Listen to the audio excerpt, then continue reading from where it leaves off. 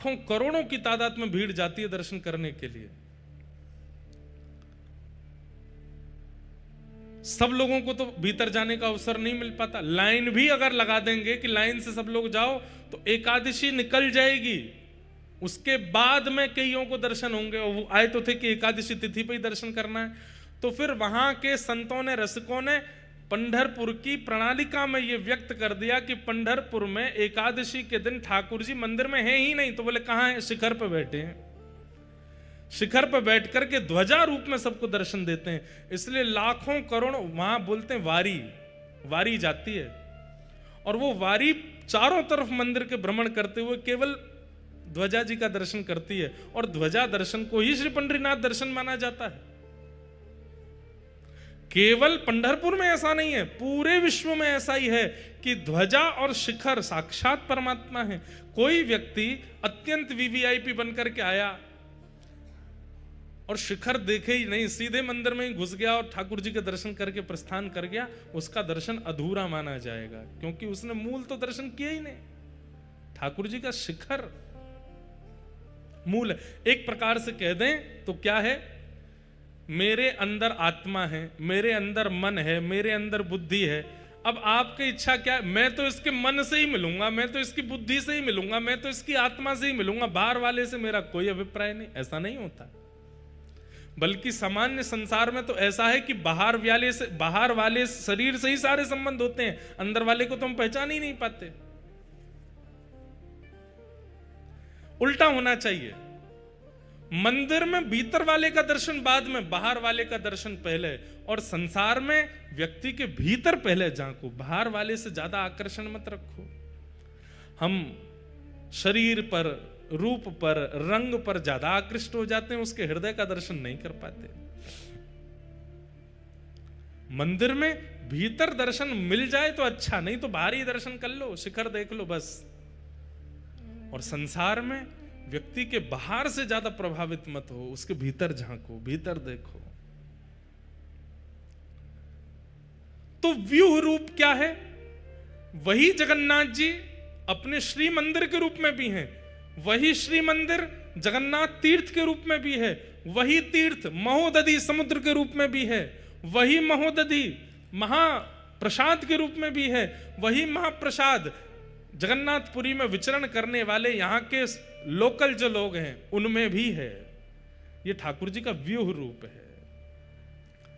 मंदिर पहला स्वरूप, महाप्रसाद दूसरा स्वरूप,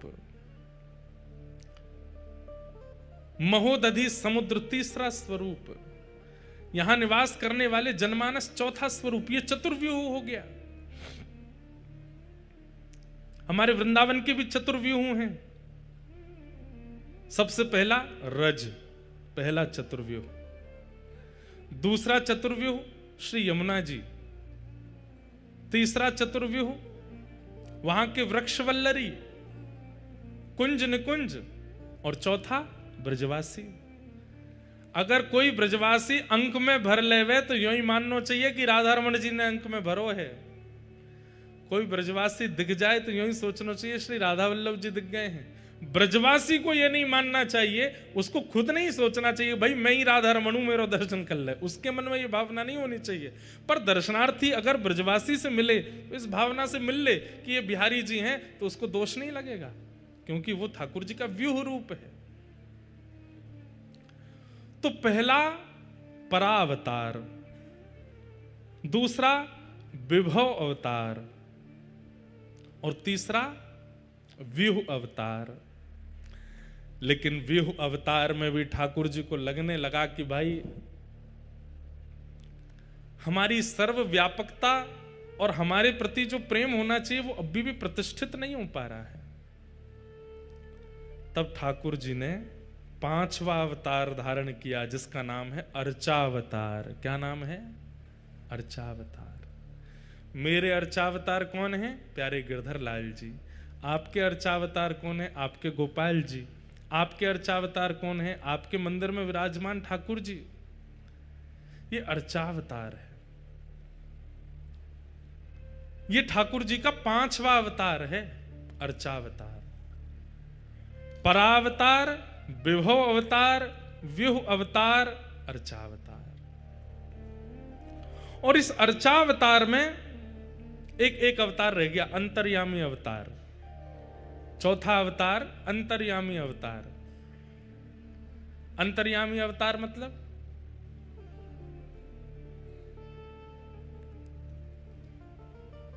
आपने मुझसे कहा महाराज जी बहुत जोर की प्यास लगी है, पानी चाहिए। तो मैंने कहा तुम जहां बैठे हो वहां नीचे पानी है, बोरिंग करवाओ, खुदवाओ, पानी निकाल के पी लो। मेरी बात असत्य है?